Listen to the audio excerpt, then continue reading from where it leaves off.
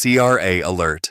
Don't miss the Feb 25th deadline for the new $1,250 seniors benefit. There's a deadline coming up that thousands of Canadian seniors may not even know exists yet. February 25th. That's the date the Canada Revenue Agency has set for a new benefit application window, one that could put up to $1,150 into the hands of eligible seniors this year. But here's what's concerning. The CRA has not been particularly loud about this. There's been no major campaign, no widespread mailings to every senior household, just a quiet notice buried in updated guidance documents and a few lines on the CRA website. And that's a problem, because if you don't apply by February 25th, you may not be considered for the initial rollout. You could be waiting months longer, or in some cases, you might miss eligibility windows tied to income verification from the previous tax year. My name is Joseph, and I've spent years covering Canadian pension policy, retirement income systems, and CRA benefit structures. Today, we need to talk about what this new benefit actually is, who qualifies, why the deadline matters, and what seniors need to do right now to make sure they don't leave money on the table. Let's begin. Over the past 2 years, Canadian seniors have been facing a retirement income crisis that's largely been underreported in mainstream outlets.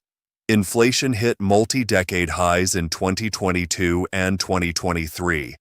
Even though headline inflation has cooled, the damage to fixed incomes has already been done. Grocery prices are still up more than 20% compared to pre-pandemic levels. Rent and property taxes have surged. Home heating, utilities, and prescription costs continue to climb. And while programs like Old Age Security and the Guaranteed Income Supplement do receive annual indexation adjustments, those increases are always backward-looking. They're based on inflation from the previous year. That means seniors are constantly playing catch-up. By the time OAS gets bumped up by 2 or 3%, the cost of living has already outpaced it. Policy analysts and seniors advocacy groups have been warning about this gap for months. Organizations like CRP and the National Institute on Aging have called for targeted relief measures. Provincial premiers have raised concerns about the growing number of seniors relying on food banks. Even some federal MPs have quietly acknowledged that the current benefit structure is no longer sufficient for a significant portion of Canada's aging population. The federal government has responded in stages. We saw one-time payments in previous years. We saw the temporary doubling of the GST credit. We saw the introduction of the Canadian Dental Care Plan for lower-income seniors. But these measures, while helpful, have been patchwork solutions. Now, the CRA is rolling out what they're calling a Seniors Cost of Living Adjustment Benefit, or SCOLAB, in internal documentation. This is a new one-time payment designed to bridge the gap for seniors who are financially vulnerable but who may not qualify for the maximum GIS or who live just above the GIS threshold and have been falling through the cracks. The benefit amount is set at up to $1,250 per eligible senior. It's not automatic, and it's not being sent to everyone who receives OAS or CPP. Instead, it's application-based, and the CRA has set a firm deadline for this first intake period, February 25th, 2026. Here's why that date matters. The CRA is using 2024 tax return data to determine eligibility. If you apply by February 25th, your application will be processed in the first wave, and payments are expected to be issued in late March or early April. If you miss that deadline, you can still apply afterward, but you'll be moved to a secondary review process that could delay payment until late spring or even summer. And if your income situation changes between now and then, you may no longer meet the eligibility criteria. This is not being treated as a major policy announcement. There's been no prime ministerial press conference, no finance minister standing at a podium with a giant check. It's being handled quietly, almost administratively, which raises questions about how many seniors will actually find out in time. So let's break down exactly what this benefit is and how it works. The Seniors Cost of Living Adjustment Benefit is a taxable one-time payment of up to $1,250, designed to provide direct financial relief to lower and middle-income seniors who are being squeezed by inflation but who may not be receiving maximum support from existing federal programs. Eligibility is based on several factors. First, you must be 65 years of age or older as of December 31st, 2024. If you turned 65 in January 2026, you will not qualify for this intake period. You would need to wait for a potential future round, if one is announced. Second, you must be a Canadian resident for tax purposes. Snowbirds who spend more than half the year outside Canada may face complications here, and the CRA will be reviewing residency status closely.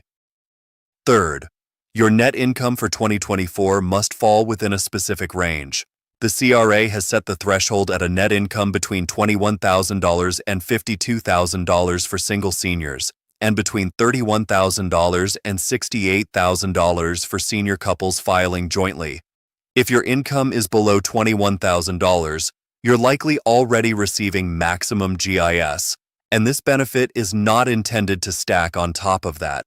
If your income is above the upper threshold, the CRA considers you financially stable enough not to require additional relief. Fourth, you must file a 2024 tax return. Even if you have no taxable income, even if you only receive OAS and a small amount of CPP, you must file. The CRA cannot process your benefit application without a filed return because that's how they verify your income and residency. And finally, you must submit a separate application form.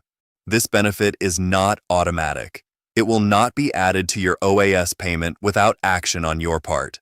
The CRA has created a dedicated form, RC470, Application for the Seniors Cost of Living Adjustment Benefit, and it must be submitted either online through My Account or by mail to a specific processing center in Winnipeg. The February 25th deadline applies to both methods, but given potential mail delays, if you're mailing a paper application, you should be sending it this week to ensure it arrives on time. Now let's talk about the payment structure. The benefit is tiered. If your income is at the lower end of the eligibility range, say, between $21,000 and $35,000, you're likely to receive the full $1,250. As your income rises toward $52,000, the payment is gradually reduced. The CRA is using a sliding scale formula similar to how GIS is calculated, though the exact reduction rate has not been published publicly yet. One important note, this payment is taxable. It will be reported as income on your 2026 tax return. That means if you're close to an income threshold for other benefits such as provincial seniors programs or the age amount tax credit, you need to be aware that receiving this $1,250 could push you slightly over a line and affect your eligibility for something else next year.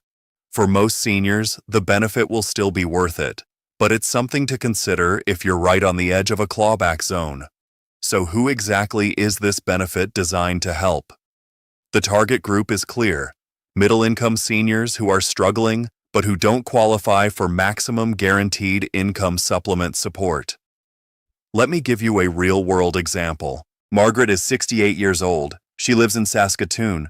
She worked most of her life in retail and administrative roles, and she receives about $9,600 a year from CPP and $8,600 from OAS. Her total annual income is around $18,200. She qualifies for the maximum GIS, which adds roughly another $11,000 per year. Margaret's total income is just under $30,000, and she's managing, but barely. Her rent has gone up. Her medication costs have increased. She's cutting back on groceries. Margaret would qualify for this new benefit. In fact, she'd likely receive close to the full $1,250 because her income sits squarely in the lower half of the eligible range. That $1,250 could cover 2 months of rent, or a significant portion of her annual prescription costs, or help her rebuild a small emergency fund that's been completely drained. Now consider Robert. He's 72, lives in London, Ontario. He has a slightly larger CPP, about $13,000 a year plus OAS of $8,600, and a small workplace pension of $18,000 annually. His total income is around $30,600.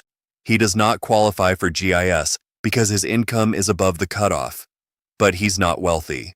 His property taxes have doubled in 10 years. His utility bills are crushing him in the winter. He's considered selling his home but doesn't know where he'd go. Robert is exactly the kind of senior this benefit is aimed at. He's above the GIS line, but he's not financially comfortable. He's in that gap: too much income for full support, not enough income to absorb inflation without serious strain. He would qualify for this benefit, though his payment might be reduced to somewhere between $800 and $1,000 based on the income scaling formula. Then there's Linda and Edward, a senior couple in New Brunswick. Combined, they receive about $54,000 per year from CPP, OAS, and a modest RRSP drawdown. They own their home outright, but their costs are rising. They're helping support an adult child who lost their job. They're worried about the furnace, which is 20 years old and could fail any winter now. They don't feel poor, but they don't feel secure either. They would also qualify, assuming their combined net income stays under $68,000. Their payment would be smaller, maybe $600 to $700 total, but it would still provide meaningful relief. The common thread here is income insecurity among seniors who are not destitute, but who are one unexpected expense away from serious financial trouble. These are people who worked their entire lives, who planned as well as they could, but who are finding that the math just doesn't add up anymore in 2026 Canada. And here's the real concern. Many of these seniors don't engage heavily with CRA communications. They're not checking the CRA website every week. They may not have My Account set up. They may not even know this benefit exists until they hear about it from a friend, or a family member, or a community worker, and by then, it might be too late to meet the February 25th deadline. Let's talk about what $250 actually means in the context of a senior's budget in 2026. For someone living on $25,000 to $30,000 a year, $250 represents roughly 4 to 5% of their total annual income. That's significant. It's not transformational, but it's meaningful. If you're spending $400 a month on groceries and that's been creeping up every year, $250 covers more than 3 months of food. If your property tax bill comes in at $3,000 annually and you're struggling to pay it in installments, this benefit covers nearly half of that. If you're facing a dental emergency that's not fully covered under the new Canadian Dental Care Plan, this could be the difference between getting the treatment now or waiting and risking further complications. But the impact goes beyond dollars. It's also psychological. Seniors living on fixed incomes often describe a constant, low-level anxiety. Every price increase at the gas station, every hydro bill that's a little higher than expected, every prescription refill, it all adds up. A one-time payment like this provides breathing room. It reduces stress. It allows someone to repair something that's broken instead of just living with it. It allows someone to say yes to a grandchild's birthday dinner instead of always saying no. However, we also need to be realistic about the limits of this benefit. This is a one-time payment. It's not an increase to OAS. It's not a permanent boost to GIS. It's not indexed to inflation. Once you receive it and spend it, it's gone. And unless the government announces a follow-up round in 2026, this may be the only time this particular benefit is offered. That's why some policy analysts are frustrated. They see this as a band-aid when what's really needed is structural reform, either a permanent increase to OAS for all seniors, or a redesign of the GIS income thresholds, or the introduction of a broader guaranteed basic income for seniors that replaces the current patchwork of programs. But the political reality is that structural reform is expensive, and it requires consensus that doesn't currently exist in Parliament. So instead, we get targeted, one-time measures like this. They help some people. They don't help everyone, and they don't solve the underlying problem. So why is the government doing this now, and why in this particular way? There are a few factors at play. First, fiscal pressure. Canada's deficit for 2024-25 is projected to be around $40 billion. The federal government is under pressure to control spending while also responding to public demand for relief. A one-time targeted benefit like this allows them to say they're helping seniors without committing to permanent increases that would cost billions every year going forward. Second, political positioning. We're heading into a period where federal elections could be called at any time. The government wants to be seen as responsive to the needs of seniors, who represent a large and highly engaged voting bloc. But they also don't want to be accused of reckless spending. So they thread the needle with a benefit that's generous enough to matter, targeted enough to control costs, and temporary enough not to blow up the fiscal framework. Third, demographic reality. Canada's population is aging rapidly. The number of seniors receiving OAS and GIS is growing every year, and that growth is accelerating. The Parliamentary Budget Officer has warned that without changes, the cost of seniors' benefits will become unsustainable within the next 2 decades. The government knows this. They're trying to buy time, to manage the political pressure now while deferring the harder conversations about long-term sustainability. And fourth, provincial dynamics. Several provinces, particularly those with older populations like New Brunswick, Nova Scotia, and Newfoundland and Labrador, have been pushing Ottawa for more support. This benefit allows the federal government to respond without directly increasing transfer payments to provinces, which would open up a whole separate set of negotiations and political complications. From a policy perspective, this approach makes sense in the short term. It's nimble, it's targeted, and it's relatively affordable, but it's also reactive. It doesn't address the root causes of senior poverty or income insecurity. It doesn't fix the fact that OAS hasn't kept pace with real cost of living increases.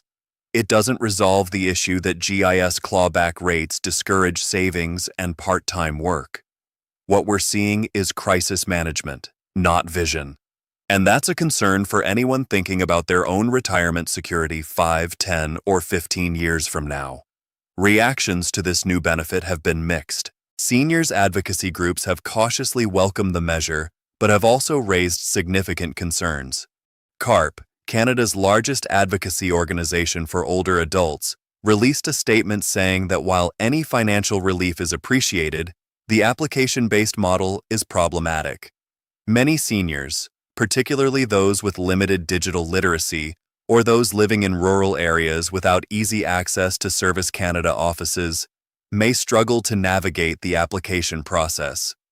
The National Institute on Aging echoed this concern, noting that the seniors most in need of this benefit are often the least equipped to apply for it in time. They've called for automatic enrollment based on existing CRA data, similar to how the GST credit or the Canada Child Benefit works. Economists have pointed out that one-time payments, while politically popular, do very little to address structural inflation or the erosion of purchasing power over time. A $250 payment in March 2026 will be absorbed into household budgets within a few months, and by the end of the year, seniors will be right back where they started unless inflation continues to moderate, which is not guaranteed. Some provincial governments have also expressed frustration. They argue that the federal government is creating a patchwork of benefits that are difficult to coordinate with provincial programs. In Ontario, for example, seniors may also be eligible for the Ontario Senior Homeowners Property Tax Grant or the Guaranteed Annual Income System top-up. If those programs use different income definitions or eligibility windows, seniors and their families can find themselves lost in a maze of overlapping and sometimes contradictory rules. On social media and in community forums, the response has been one of confusion and concern. Many seniors are asking, is this real? Is it a scam? How do I apply? Why didn't I receive a letter? These are legitimate questions, And the fact that they're being asked so widely suggests that the CRA's communication strategy has not been effective. So if you're a senior, or if you have aging parents or relatives who might qualify, what should you do right now? Step 1. Confirm eligibility. Go to the CRA website and look for the dedicated page on the Seniors Cost of Living Adjustment Benefit. Check the income thresholds. Check the age requirement. Make sure you or your loved one meets the criteria. Step 2. File your 2024 tax return as soon as possible. Even if you don't owe any taxes, even if your only income is OAS and CPP, file the return. The CRA needs that information to process your benefit application. If you normally wait until April to file, don't wait this year. Do it now. Step 3. Obtain the application form. Form RC470 is available online through the CRA's My Account portal, or you can request a paper copy by calling the CRA's Seniors Information Line at 1-800-622-6232. If you're comfortable with online applications, that's the fastest route. If not, request the paper form immediately and fill it out carefully. Step 4. Gather your documentation. You'll need your social insurance number, proof of residency, and details from your 2024 tax return. If you're applying as part of a senior couple, both individuals need to provide information, and the CRA will assess your combined household income. Step 5. Submit before February 25th. If applying online, aim to submit by February 23rd to allow for any technical issues. If mailing a paper application, send it by February 18th at the latest to account for postal delays. Step 6. Keep copies of everything.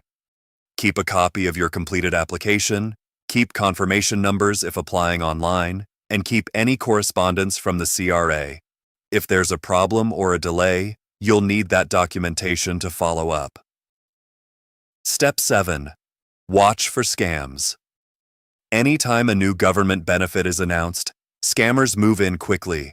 The CRA will never ask for payment to process your application. They will never ask for your banking password. They will never contact you via text message asking you to click a link.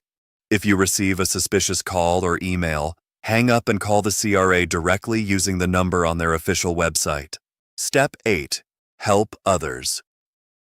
If you know seniors in your community who might qualify, neighbors, friends from church or community groups, relatives, share this information. Many seniors don't have family nearby to help them navigate these processes. A simple conversation could make the difference between someone receiving this benefit or missing out entirely. Step 9. Follow up. If you apply by the deadline and don't hear anything by mid-April, contact the CRA to check the status of your application. Don't assume everything is fine. Errors happen. Applications get lost. It's your responsibility to follow up. And finally, Step 10. Plan ahead. If you do receive this benefit, think carefully about how to use it. Yes, it can help with immediate expenses, but if you have any ability to set aside even a portion of it for future emergencies, do so. The financial pressures facing seniors are not going away, and having a small buffer can be the difference between stability and crisis. Looking ahead, there are several important questions we need to keep in mind. First, will this benefit be offered again? The government has not committed to making this an annual payment. It's being framed as a response to a specific moment of inflationary pressure. But if inflation remains elevated, or if we see another economic shock, there will be pressure to repeat this program. Seniors and advocacy groups should be making it clear to their MPs that one-time payments are not enough. Second, what happens to OAS and GIS in the long term?